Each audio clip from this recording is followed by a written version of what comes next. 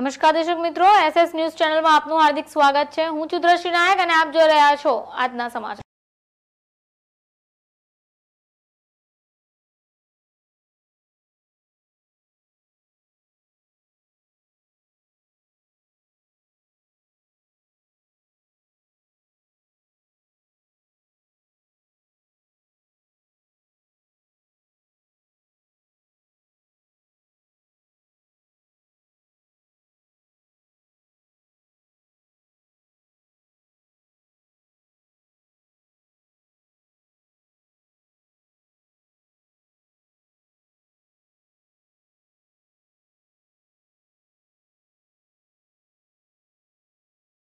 हाँ, लाजपोर जलकुआ स्मशान भूमि प्रमुख अमृतभाई पंचाल।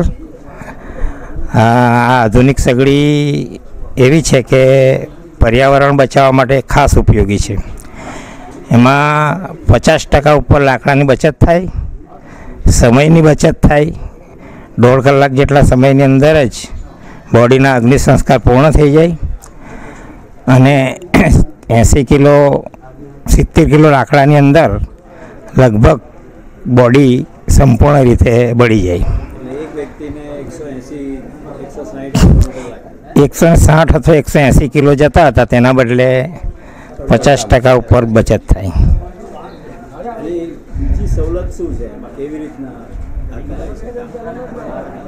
बीजी सवलत तो आपने सगवड़ एवी छे कि माणसनो पण आमां एक माणस 3 के 4 सगड़ी होय तो पण संचालन करी सके, એટલે માણસની પણ બચત થાય, સમયની બચત થાય, ઇઝી ઓપરેટ તમે કરી શકો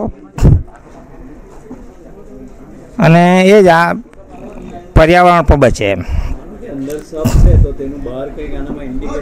નહીં, બહાર કોઈ ઇન્ડિકેટર નહીં બતાવે। બહાર જે ઇન્ડિકેટર બતાવે ચાલુ હોય ત્યાં સુધી ઇન્ડિકેટર બતાવે, એની 2 કલાકની સમય મર્યાદા છે।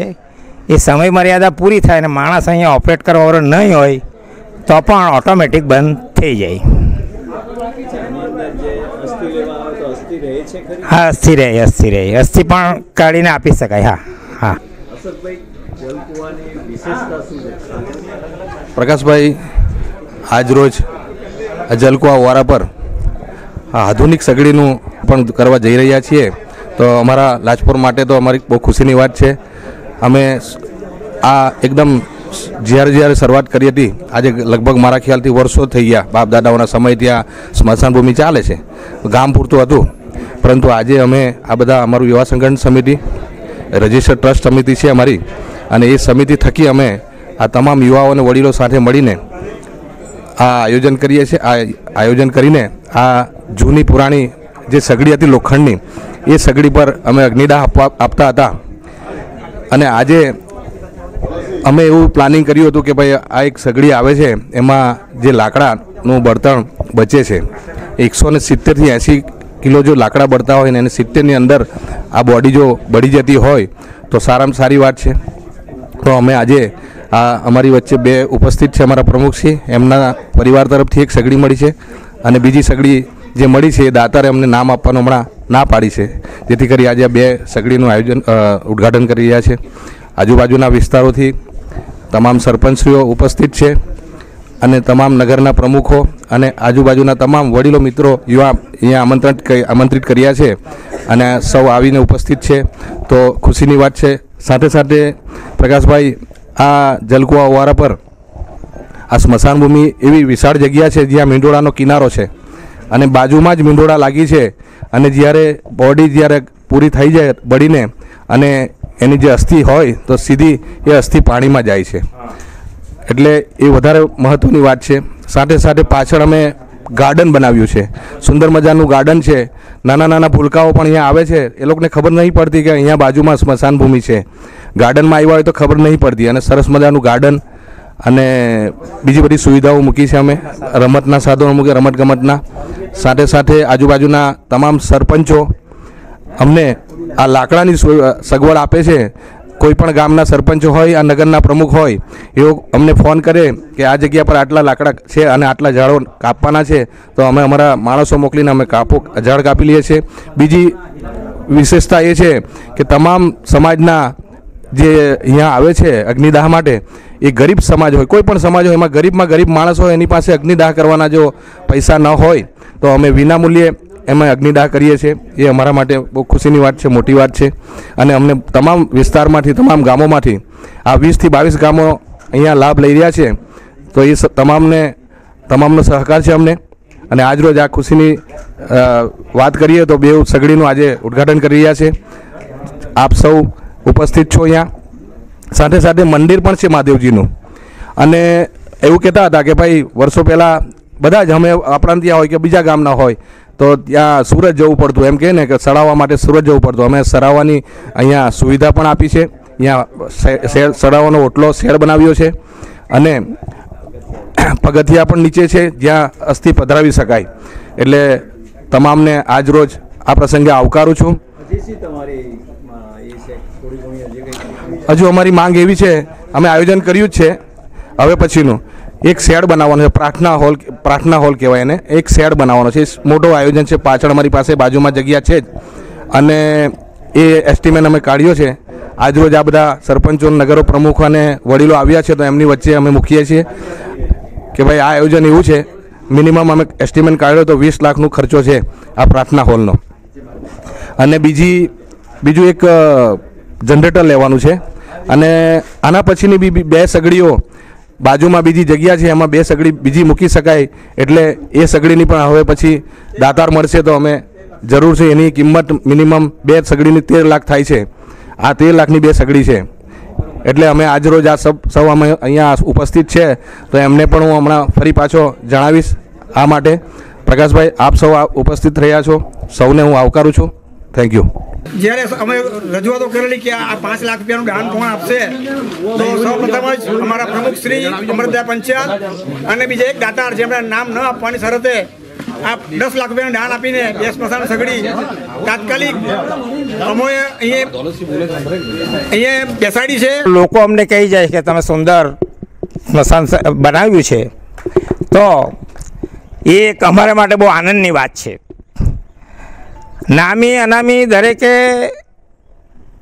આ સ્મશાનમાં સહકાર કર્યો. શરૂઆતમાં દલપતભાઈ અને ધનસુખભાઈ જેઓ અત્યારે આપણી વચ્ચે નથી, પણ એઓએ પણ એક નાની અમથી ગાડી પર બેસીને લોકો પાસે માગીને ધીમે ધીમે આટલી પ્રગતિ કરી. એટલે એમને પણ આજે યાદ કરી લઉં. અમે ત્યારબાદ આધુનિક એટલે કે આ સ્મશાનમાં કંઈ જ બાકી નથી રાખ્યું.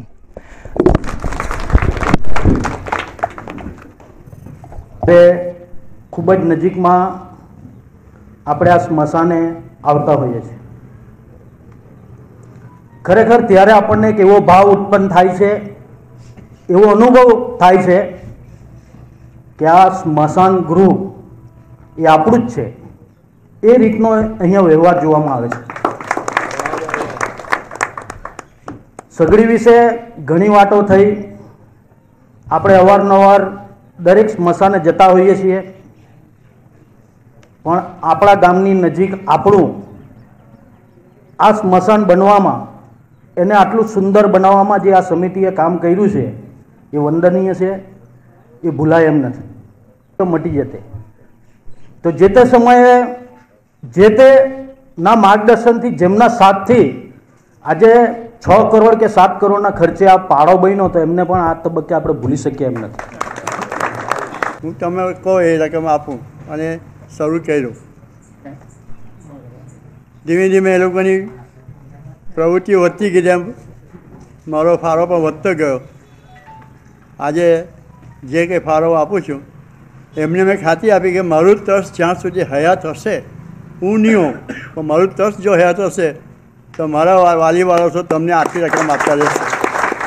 જે ખરેખર રાજપોર ગામ જલકુવા સ્મશાન ભૂમિના જે યુવા સંગઠન સમિતિ છે, સ્મશાન ભૂમિની કાર્યરત સમિતિ છે, એ ખરેખર આપણા માટે, સૌના માટે આજે હું ખરેખર અહીંયા આવ્યો ત્યારે મને ખરેખર આપણે હું ઘણી જગ્યાએ જાઉં છું, આપણે ઉમરા જાઉં છું, અશ્વની કુમાર જાઉં છું, એવી સગવડ આપને આપણા નજીકમાં અને આપણા ખરેખર આપણી આજુબાજુ એકદમ ગરીબ માણસોની વસ્તી વધારે છે, તેને ખરેખર આ અગ્નિદાહ માટે ખૂબ લાભદાયી થશે. રાજપોર ખાતે અને એક પ્રસંગ આપ સૌના સહકાર વગર આ શક્ય નથી, એટલે આપ સૌનો પણ સાથે આજે બધાના માટે જ આપણો ખુશીનો દિવસ છે.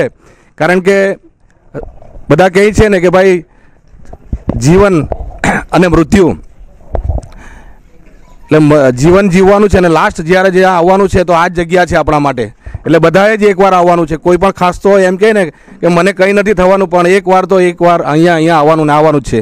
તો મિત્રો, આ પ્રસંગે આપ સૌ આટલી મોટી સંખ્યામાં અમારા માનને આમંત્રિતને માન આપી આપ સૌ પધાર્યા છો. પહેલાં તો આપ સૌને લાજપોર વતી, જલકુવા સમિતિ વતી આવકારું છું. આ જે કંઈ અધૂરા કામ છે એ પૂરો કરવાની ઈચ્છા છે. અને આ મેં કીધું તેમ કે જે માણસ સ્વજન ગુમાવે એને જરા પણ દુઃખ નહીં રહેવું એ વાતાવરણ ઊભું કરવાની અમારી ઈચ્છા છે.